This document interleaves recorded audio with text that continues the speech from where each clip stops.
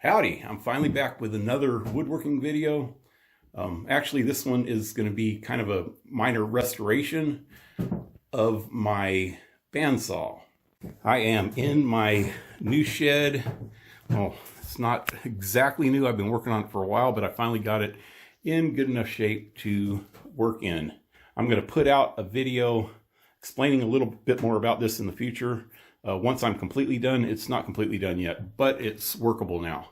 So first off, my bandsaw, parts of it are down there. There's the bed there, the fence, and a couple other parts under there. And the rest of it is out here in my car. I got it out of storage. I don't have my truck anymore, so I had to take it apart. And I'm going to have to put it back together, but I'm going to do some work on it as I'm putting it together. This is the top part, the saw itself. The base of it is back in my back seat, back there with the motor. Other minor parts in here. First thing I need to do is get this back into shape. It was in storage so long, and even before that, it was in my old tent shed, and it started leaking. And it messed this up a little bit. So it's going to take a little bit to get off the rust. I oiled it and tried to scrub it a little bit since then. I'm pretty sure this will come off pretty good. It's not deep. There's no pitting. There's no pitting or anything. It's just surface rust. Well, safety first. Anytime I'm working with any kind of power tools, since I have this long ass freaking here, I need to put it back out of the way. And put this hat on so it doesn't get yanked out of my head.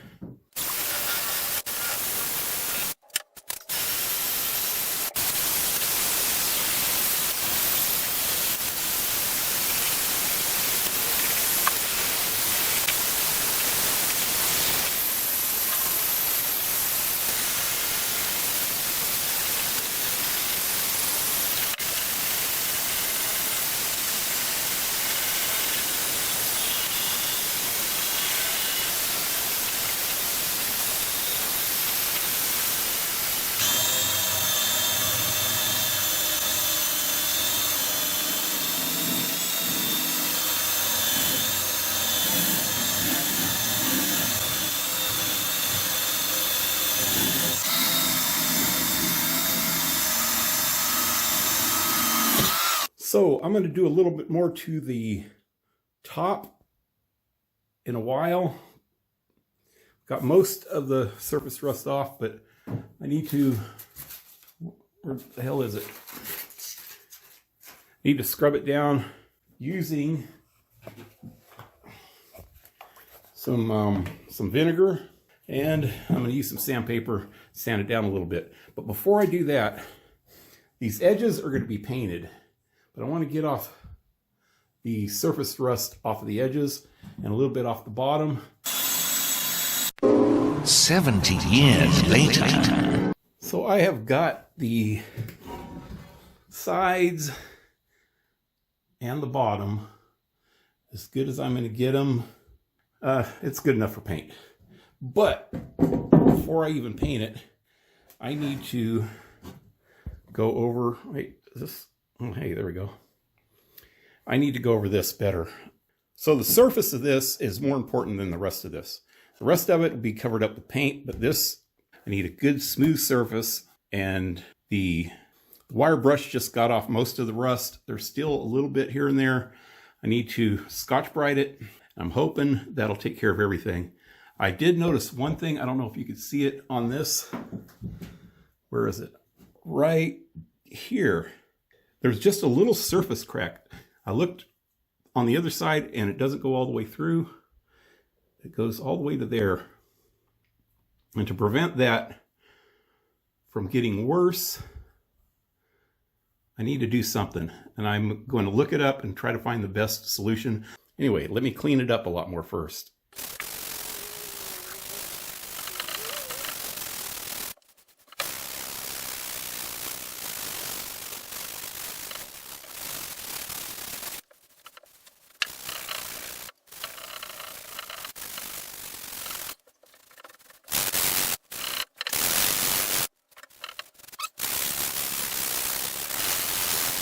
Well, this 320 grit sandpaper did the job, man. You could really see the difference between this and up here and over here that I haven't done.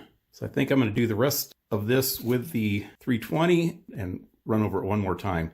And that should actually be enough. So this bandsaw was probably made in the 60s, maybe 70s at the latest. So it's at least 50 years old. So I don't think I'm going to get it any better than this, except for that small crack. I'm going to try to do something about that. But there's a little bit of pitting right in like this area here. Minor pitting in certain spots, mostly around the edges. But it's been like that since I got it, and I've never had a problem with that. It's actually a lot better now than it was when I got it. So I need to actually get on to the next few steps, which is cleaning up and painting everything. So I somehow lost the footage of me painting the table, but here's the top view and here's the bottom view as I was putting on the brackets. And we'll see more of it towards the end of the video. Montage.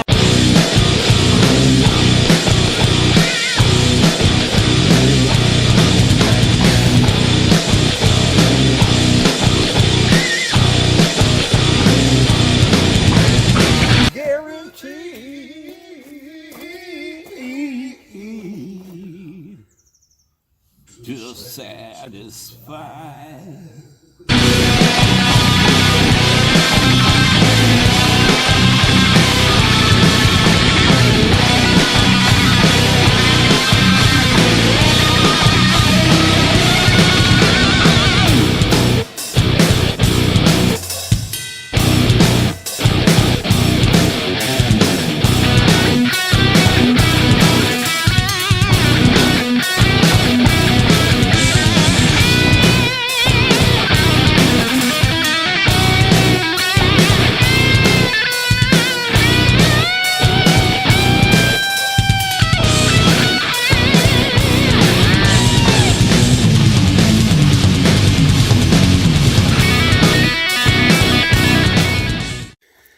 Right, I'm finally done with the paint on all the pieces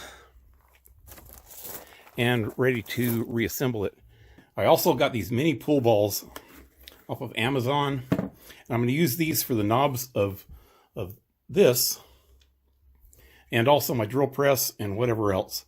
But I didn't record it, but I drilled and tapped these. For the rest of this video, I'm going to be mostly doing a voiceover because I was listening to some pretty loud old 70s classic rock, and I know that that's all copyrighted, so I don't want to piss off YouTube. Back in the days before smartphones, when I was rebuilding something, I always had to label everything. I know some people might not do that, but I always had to because I wanted to make sure that I knew how to put it back together. So I'd label everything. I remember rebuilding a motorcycle one time, and I had parts all over my kitchen, and they were all in little groups, and they were all labeled. Nowadays, you don't have to do that. As long as you have a smartphone, all you need to do is record it. Then when you get ready to reassemble it, you just watch it and then do everything that you did in reverse order. That's pretty much what I'm doing right here. I only recorded this part so that I would know how to reassemble it when the time comes. This is the last step I need to do before reassembly, except for the motor and the blade wheels, which are already in good condition. I'm taking everything else completely apart so I can clean them, lubricate them, and then readjust them after it's all back together.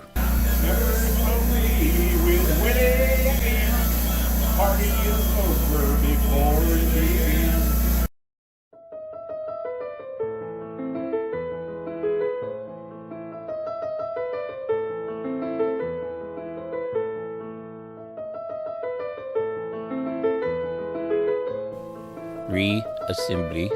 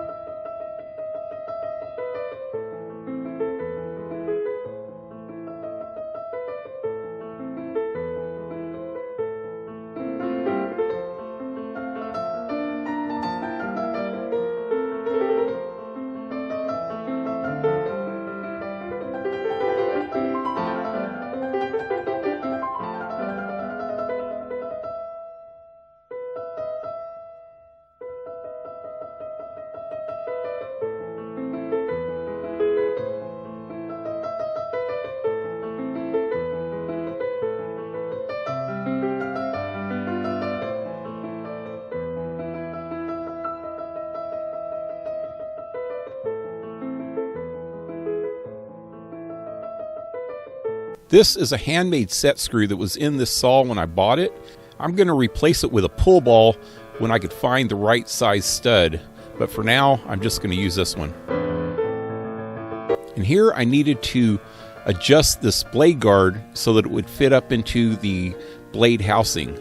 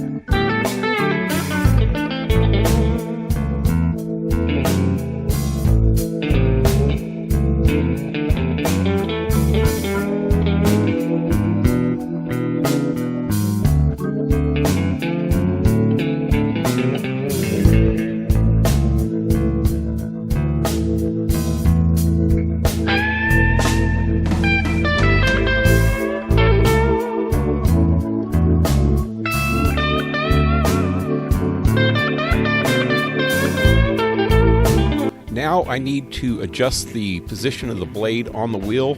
As I turn the wheel, the blade will move forwards or backwards on it depending on the tilt of the wheel. And that is adjusted by the adjustment knob in my right hand. What I'm trying to do is get the gullets, that's the low parts in between each of the teeth, lined up with the center of the wheel. If you're having a hard time trying to find the center of the wheel, just grab a tape measure or a square and just measure it. Although with the shadow and the angle of the camera, I wasn't doing too good here. I had to readjust it off camera.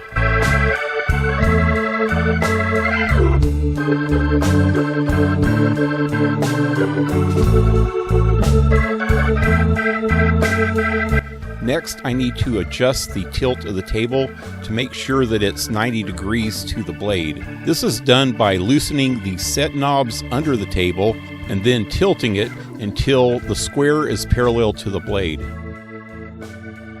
Next, I need to adjust the blade's upper and lower guide bearings. I need to start by making sure the entire bearing housing is lined up with the blade. I want the front edge of the bearings to be lined up with the gullet of the blade so that the teeth are sticking out past the bearing.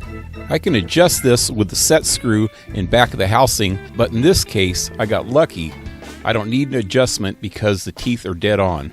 Now I need to adjust the back bearing. With an Allen wrench, I loosen the set screw and then push the bearing forward until it's touching the blade, and then just back it off just a hair. Then try to tighten it without moving it around too much.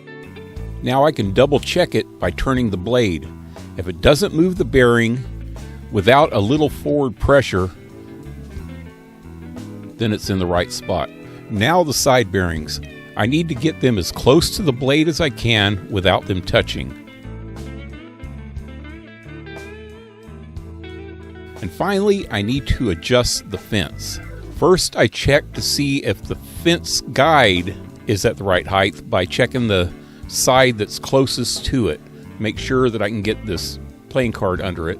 Then I want to check the other side, and I can't get the playing card under that side. So I need to adjust these set screws. There's one on this side and one on the other side. And I ended up adjusting these back and forth a few times until I got it to a height where the card would slide under and it slid back and forth on the guide without any problems. Next, I checked to see if the fence was parallel to the blade, and it was, so I didn't need any adjustments. And with the fence still up against the blade, I checked to see if the measuring gauge was accurate, and it was. All right, so it's pretty much done. I need to touch up the paint a little bit. I'm not going to put that on the video. I also, once I get the other blade, which is a 1/2 inch, this is a 3/8 inch. This is the old blade. But I got one ordered. Once I get that in, I'm going to set it up for resaw. I'm going to have to make a temporary fence for when I'm resawing. Then I'm going to have to adjust it for blade drift, which just is setting these bolts here. Actually, it's this front bolt. I need to loosen both of these 2 bolts back here, and then this one will make it so that it'll just flex just a little bit one way or another, and that keeps it so that when you're resawing, it'll go straight down the board instead of drifting. So besides that, the only thing I have left to do is to plug it in and turn it on, see if it works. Right now, it's not in its permanent location. There we go. And whoop, there it goes. There we go.